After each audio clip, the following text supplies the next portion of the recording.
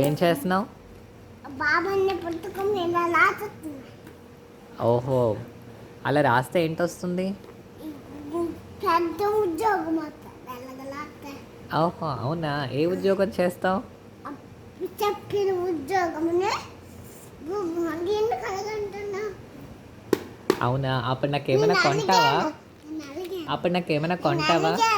అలిగావా? ఏం చేయాలి ఇప్పుడు?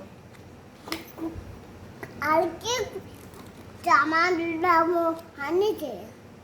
అవునా? మధ్యాహ్నం నీకు ఉద్యోగం వస్తే నాకు కారు కొంటావా? కొట్టాను ఎన్నుకున్నా. ఆహా, ఎన్ని కార్లు కొంటావు?